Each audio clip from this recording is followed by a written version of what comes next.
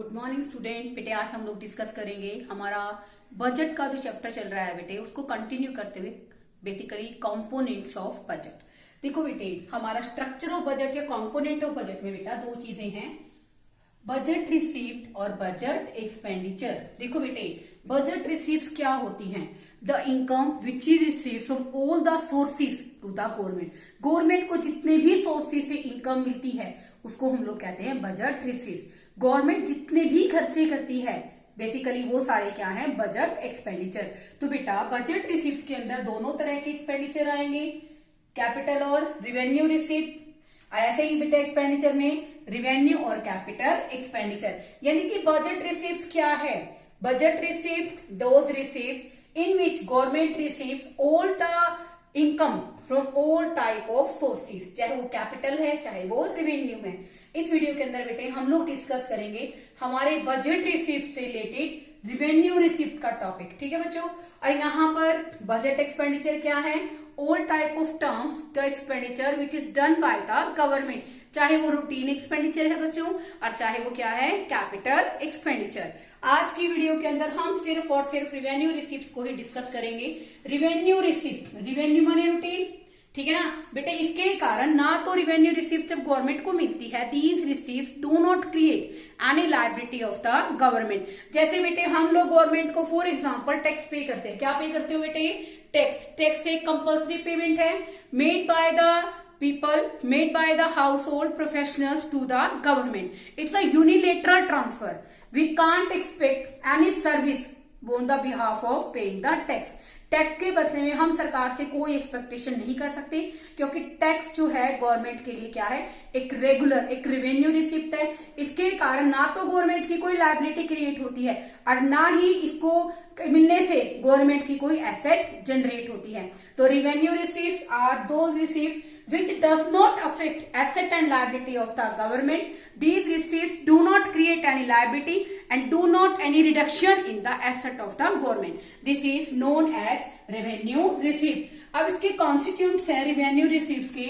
First है बच्चों tax receive और नेक्स्ट है बेटे हमारा नॉन टैक्स रिसीव। रिसीप्ट में टैक्स रिसीव्स क्या है?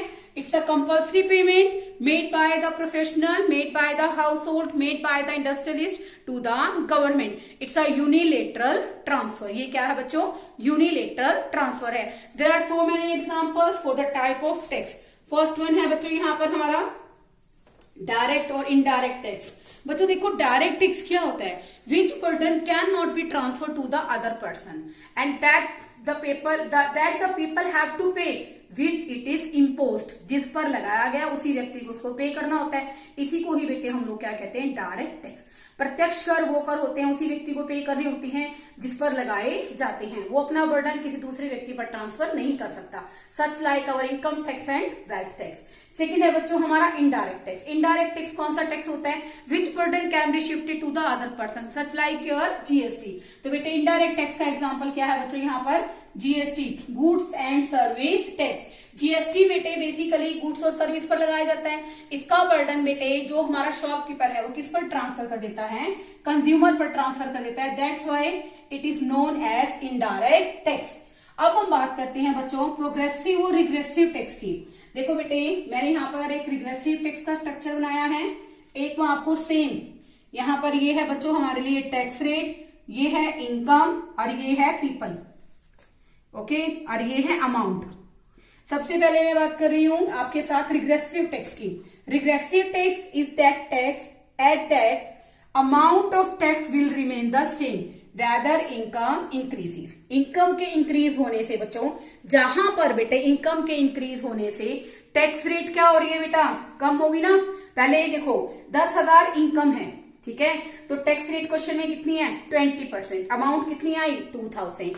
अब यहाँ पर बेटे 50,000 है इनकम, 4% यानी कि इनकम के बढ़ने से टैक्स रेट कम हो रहा है but the amount of tax will remain the constant. This is known as regressive tax. But today in our India at present progressive tax structure is implemented. इसी को प्रोग्रेसिव में convert करके बता देती हूं मैं। जैसे देखो बेटे इनकम दे रखी है हमें यहाँ पर 10,000, 50,000 और 1 लाख। अब यहां पर बेटे रेट क्या होगी?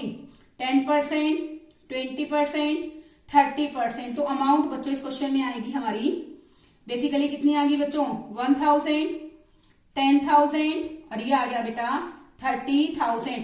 इसका मतलब बेटा ये तो प्रोग्रेसिव टैक्स स्ट्रक्चर है और ये है बच्चों रिग्रेसिव। प्रोग्रेसिव रिग्रेसिव में फर्क क्या है बच्चों, progressive tax structure is that type of tax structure where income increases tax rate also increases. जैसे इनकम इंक्रीज हो रही है बच्चों 10,000, 50,000, 1 लाख, टैक्स रेट भी तो क्या हो रही है 10%, 20% और 30%। ओके, और रिग्रेसिव टैक्स स्ट्रक्चर कौन सा होता है बेटे, where income increases tax rate क्या हो रही है, कम हो रही है, while the amount of tax will remain the same. This is known as regressive tax structure. अब हम बात करते हैं वैल्यू एडिड और specific tax. Value added tax कौन सा होता है बेटे, हमारे प्रोडक्शन की प्रोसेस के अंदर हर एक प्रोसेस पे बेटा क्या होता है, गुड्स की वैल्यू ऐड हो जाती है। उस ऐड होने पर जो क्या लगता है, टैक्स लगता है बेटे प्रोसेस ऑफ प्रोडक्शन पर, उसको हम लोग क्या कहते हैं, वैल्यू एडिड टैक्स। कोई भी प्रोडक्ट बेटे बहुत सारी फेजेस से बनकर निकलता है। अगर आप लकड़ी से फर्नीचर बनाओगे तो बेटा उसके अंदर हर स्टेज पर क्या होगी, वैल्यू एड होगी और उस पर जो टैक्स लगेगा बेटे this is known as value added tax. ऐसे होता है बेटे स्पेसिफिक टैक्स, वो टैक्स बेटे जो वस्तु की क्वांटिटी, यूनिट और साइज के अकॉर्डिंग लगाया जाता है, उसको हम लोग क्या कहते हैं बच्चों, स्पेसिफिक टैक्स।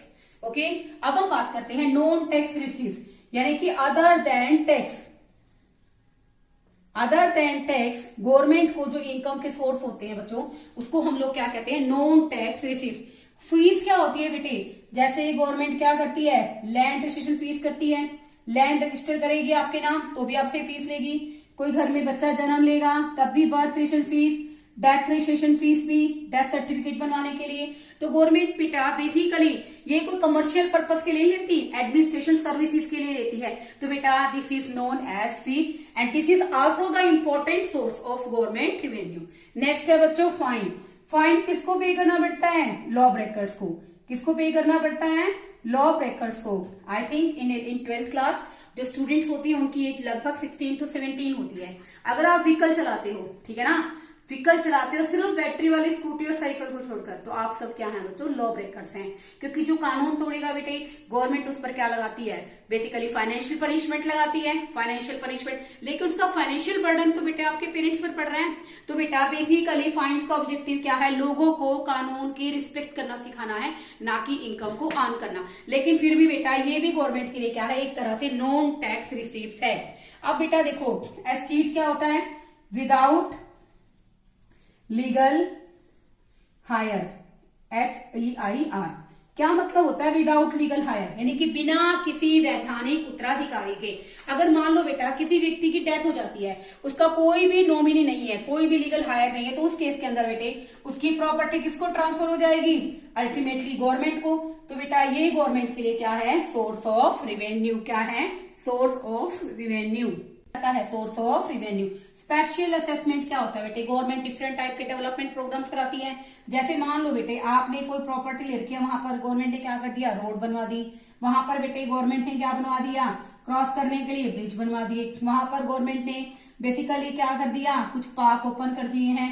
तो बेटे इन सब से क्या हो गया है, उस पर्टिकुलर एरिया की डेवलपमेंट हो गई है। मान लो आपने कोई प्लॉट खरीदा है बेटे, वहां पर गवर्नमेंट बेसिकली सीवरेज सिस्टम, वो भी जरूरी है बच्चों, सीवरेज सिस्टम है उसको ओपन करा देती है, ठीक है, उसकी फैसिलिटी प्रोवाइड करा देती है। तो बेटे उसके कारण उस एरिया की रेंटल वैल्यू, इनकम क्या हो जाती है, बढ़ जाती है। तो गवर्नमेंट बेटे उस जो प्रॉपर्टी का ओनर है उससे कुछ चार्ज करती है, उसको हम लोग क्या कहते हैं बच्चों, स्पेशल असेसमेंट। क्या है ये, स्पेशल असेसमेंट। बेटे गवर्नमेंट की डेवलपमेंटल एक्टिविटीज के कारण क्या होता है, जो नेबरिंग पर्सन है उसकी प्रॉपर्टी की वैल्यू बढ़ जाती है, तो गवर्नमेंट उससे कुछ चार्ज करती है। This is known as special assessment. Next है बच्चों income from the sale of 2G 3G spectrum. आप सबको पता है बेटे गवर्नमेंट एंटरप्राइजेज है ये, ठीक है ना। 2G 3G स्पेक्ट्रम से गवर्नमेंट को, उनको सेल करने से गवर्नमेंट को जो मिला बेटे वो भी गवर्नमेंट के लिए क्या है, इनकम का सोर्स है। नेक्स्ट है बच्चों income from the sale of public enterprises. जैसे बेटा पब्लिक एंटरप्राइज का मतलब क्या है, गवर्नमेंट इंडस्ट्रीज से है, जैसे भिलाई स्टील प्लांट है बेटा, इंडियन रेलवेज है, ऑयल है, इंडियन ऑयल है, ये बेटे सारे क्या हैं, पब्लिक एंटरप्राइज। जब इन इंडस्ट्रीज में प्रॉफिट होता है तो वो भी बेटा गवर्नमेंट के लिए क्या है, एक नॉन टैक्स रिसिप्ट है। ओके, एंड लास्ट वन है ग्रांट्स एंड डोनेशंस। गवर्नमेंट को बेटे नेचुरल क्लामिटीज के टाइम, जैसे बेटा बाढ़, भूकंप, सूखा, ठीक है ना, तो स्टेट गवर्नमेंट को सेंट्रल गवर्नमेंट से या अनदर कंट्री की गवर्नमेंट से क्या मिलती है, एक हेल्प मिलती है, एक एड के रूप में क्या मिलता है, पैसा मिलता है, ताकि वो इकोनॉमी को उन सर्कमस्टांसिस से बाहर निकाल सके। तो बेटा grants and donations received by the government, by the another economic government as well as the central government to the state government, this is known as grants and donation. तो बेटा ये सब क्या है, नॉन टैक्स इनकम के sources हैं। ये तो टैक्स इनकम है, ठीक है बच्चों, जिसमें मैंने 3 तरह के टैक्स डिस्कस किए हैं, direct, indirect, progressive, regressive, value added और स्पेसिफिक टैक्स। और ये क्या है बेटा, source of income. In next video we will discuss about the capital receives. Okay, thank you students.